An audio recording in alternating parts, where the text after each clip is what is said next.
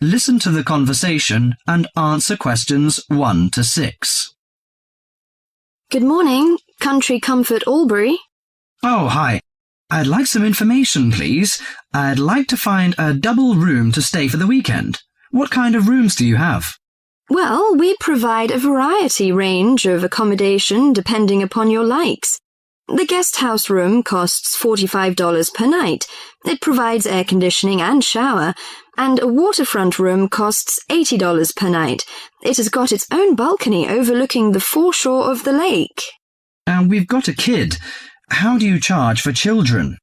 Extra bedding is available if you require that. If the kid is aged 12 and below, the cost is $10 per night for the guest house room and $15 for the waterfront room. Do you have a swimming pool, tennis court or something like that? Yes, we've got a swimming pool which is free for all the guests. But the tennis court charges $8 each hour, including the rent of rackets. How about other facilities? We provide free off-street car parking and internet access.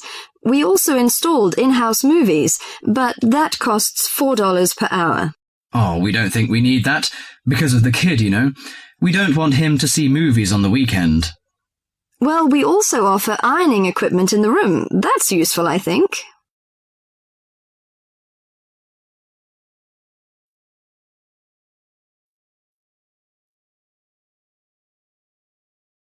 Before listening to the rest of the conversation, you have some time to go through the questions 7 to 10.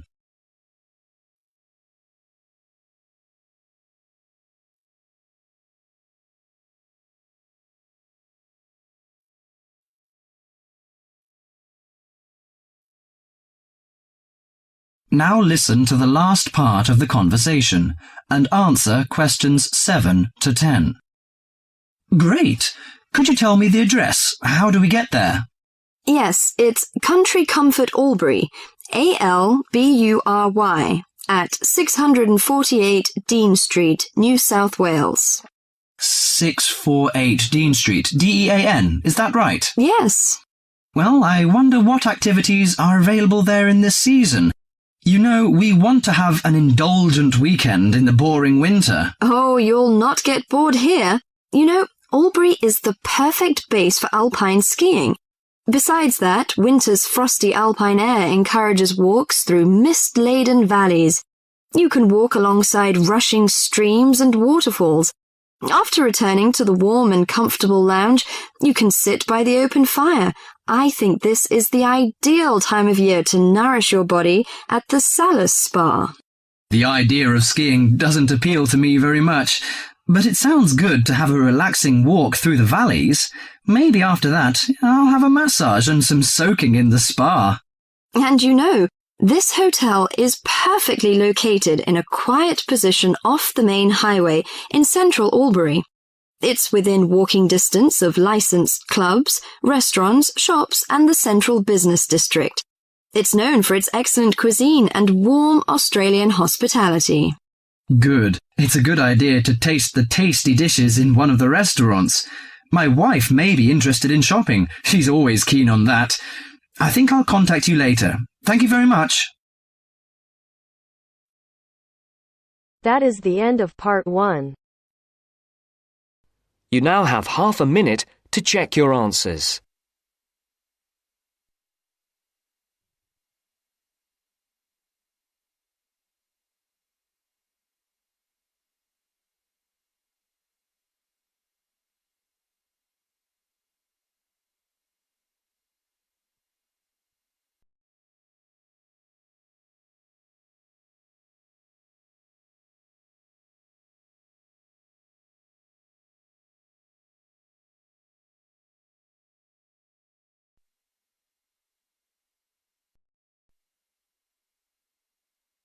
Now turns to part 2. Part 2. First, you have some time to look at questions 11 to 16.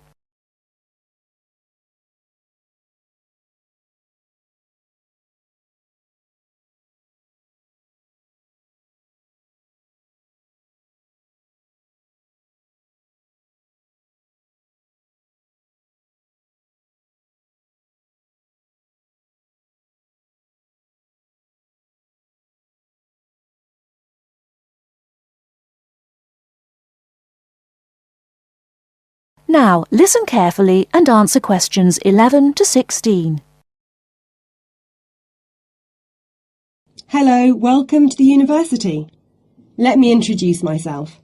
My name's Helen Brown.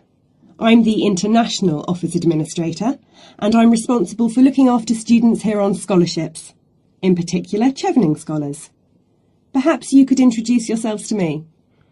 Hi, I'm Ansgar from Grasse in southern Austria. And my name is Magali. I'm from a town near Montpellier, France. It's a pleasure to meet you. Pleased to meet you too. Nice to meet you. So, let's get started. I'm going to tell you about the schedule for today. Today is your orientation day at the university, and it's going to begin in half an hour at 10 o'clock with a speech from the Vice-Chancellor welcoming you to the university. That's very nice. Where is it? It's in the main hall on floor 3. Okay, but how do we get there?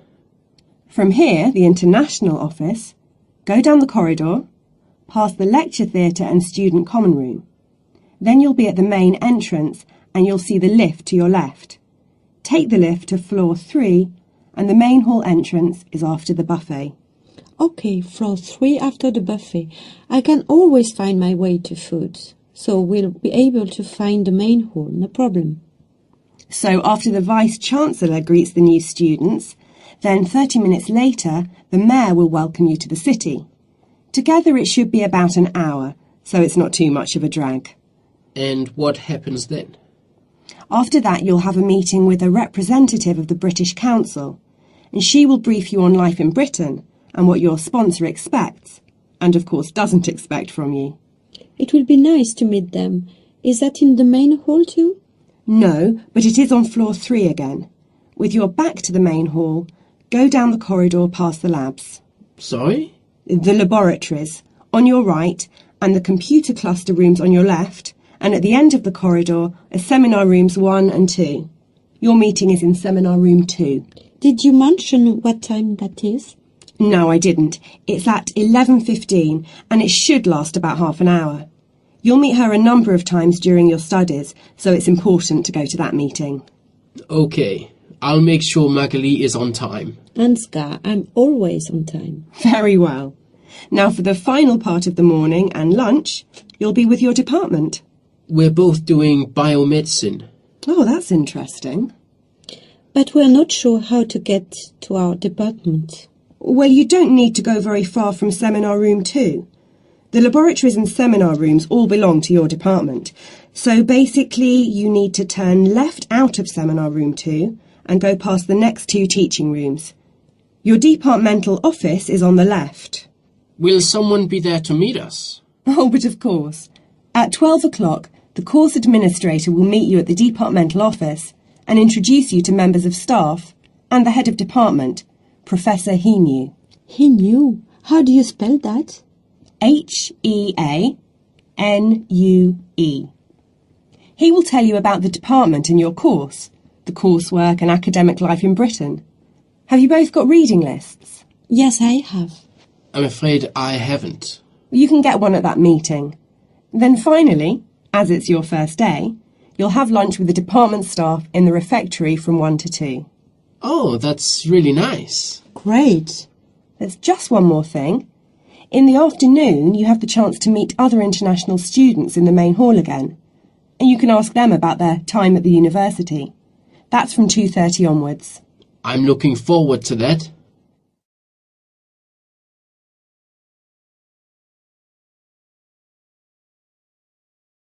Before you hear the rest of the talk, you have some time to look at questions 17 to 20.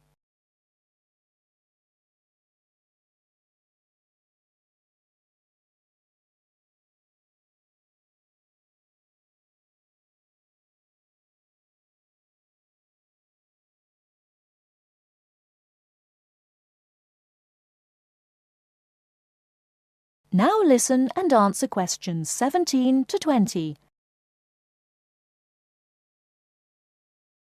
So you're thinking of opening a bank account with us? That's right. And you're an international student at the university? Yes, I am. And how did you hear about us? From Student Services. They gave me a list of banks near the university, and I chose this one because you have a branch near campus and a student advisor at the bank.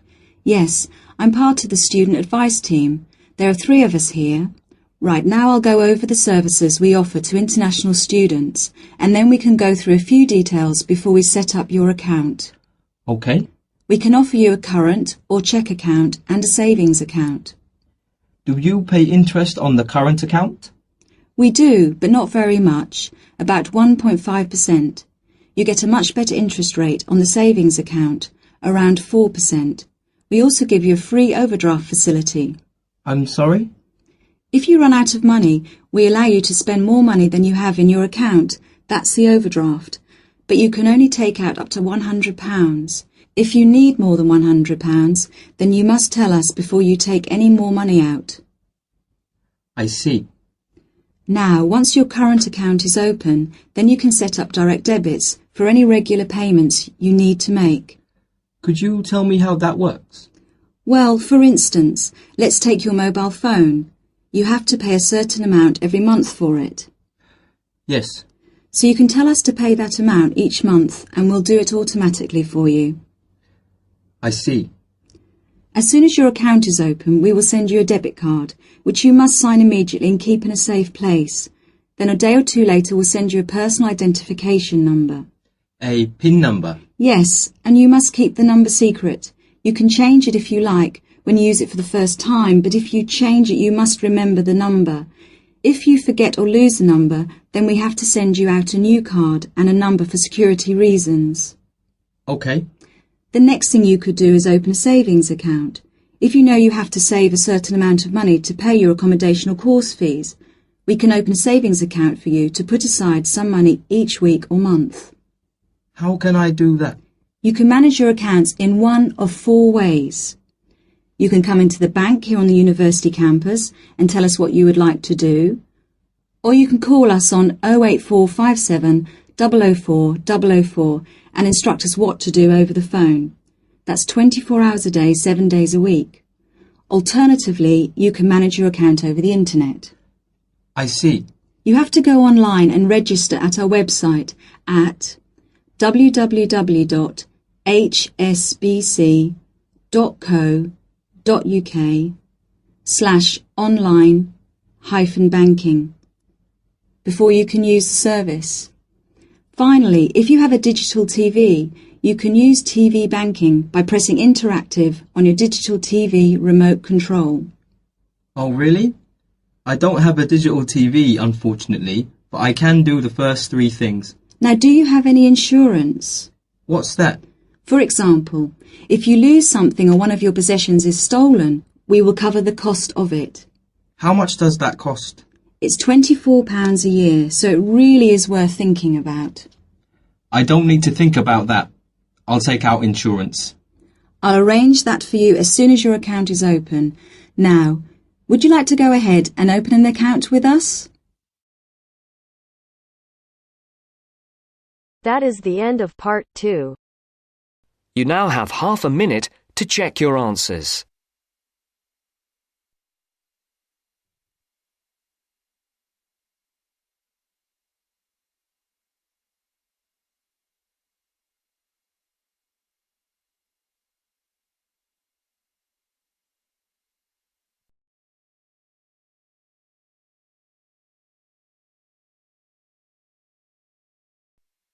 Now turns to part 3. Part 3. You will hear a talk on ocean spills. As you listen to the talk, circle the appropriate letter for questions 21 to 23. First, look at questions 21 to 23.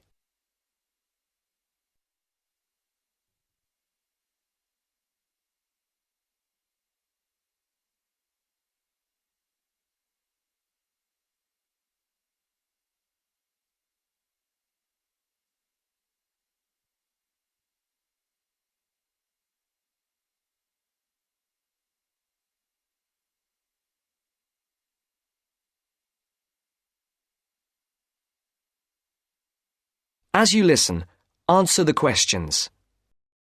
Good morning, everyone. Today, I'll talk about unusual ocean spills that have occurred in the world's oceans.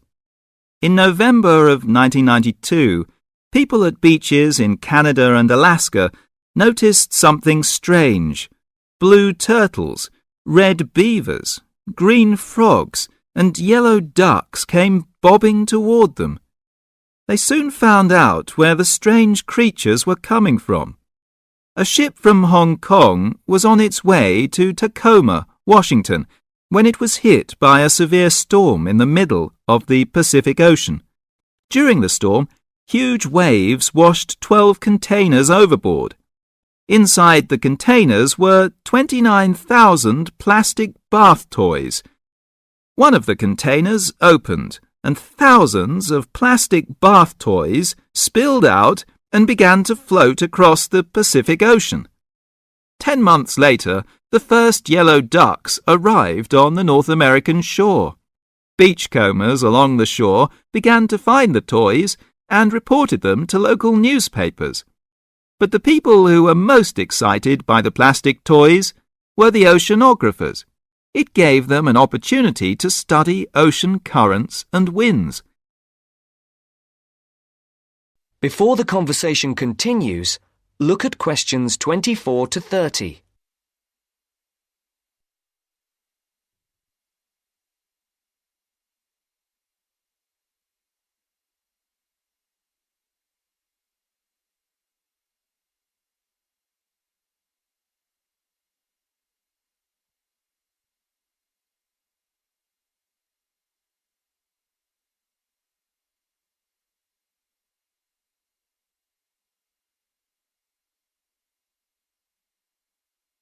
Now listen to the second part of the discussion. Oceanographers drop bottles into the ocean to study these things. But it would be too expensive to drop 29,000 bottles into the ocean at once. Imagine the value of studying the plastic ducks and frogs. This gave some interesting information to the oceanographers. The first toys were picked up in Sitka, Alaska, 10 months after they were washed off the ship. Some headed back into the North Pacific, while others drifted around the Arctic Ocean and headed for the North Atlantic. Many of the toys were swept northeast by the wind and were frozen in the ice of the Bering Sea. They're expected to cross the North Pole and float on down to the British Isles. This reminds me of another unusual ocean spill. In 1990, a ship travelling to the west coast of the United States from Korea was caught in a severe storm. The waves swept 21 containers of Nike shoes into the water.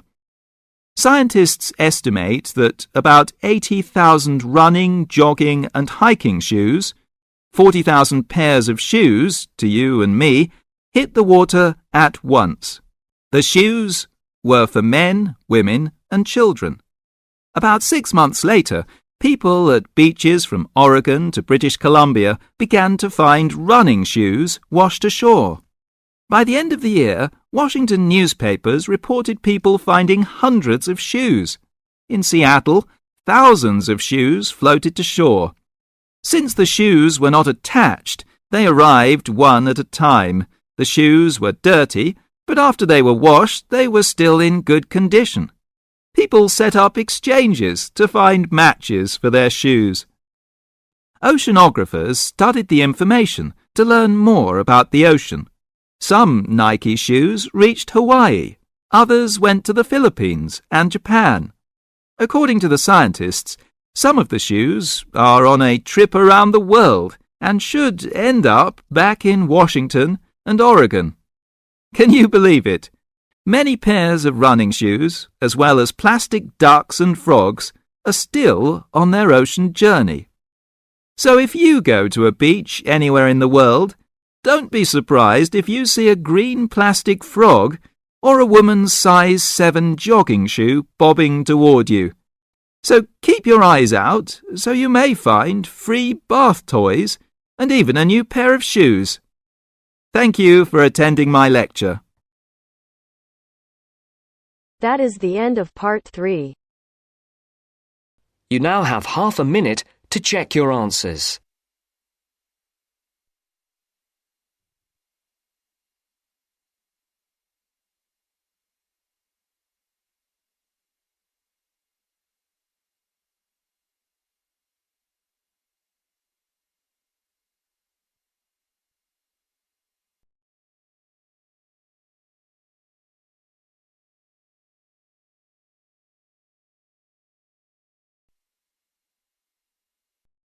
Now turns to part 4. Part 4. We'll hear a speech by the Student Union Vice President for Finance. First, you have some time to look at questions 31 to 40.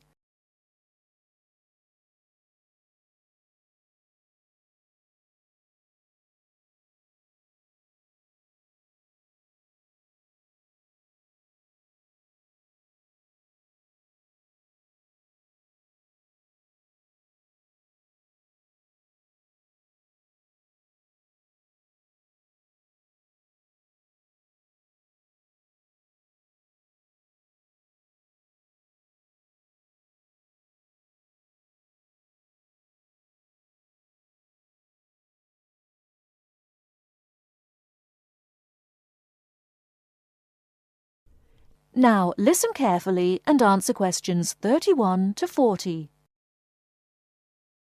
Now you will hear the speech. Hello, as VP Finance, my job is to oversee the spending of our grant to ensure that all areas of student union activity run efficiently and smoothly, without any financial headaches. I have a thoroughly efficient finance team, Ursula, Ella and Henrik. We are all here to help you as best as we can.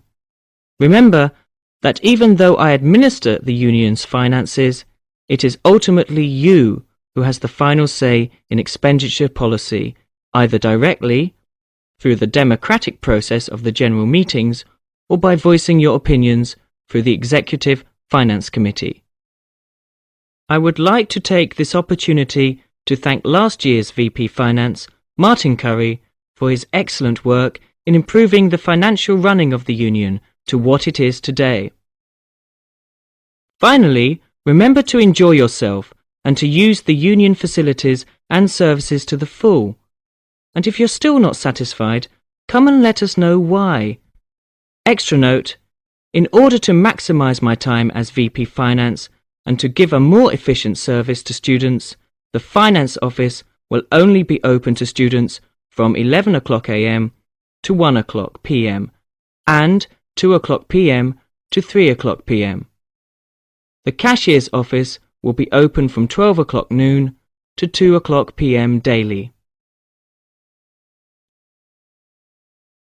That is the end of part 4. You now have half a minute to check your answers.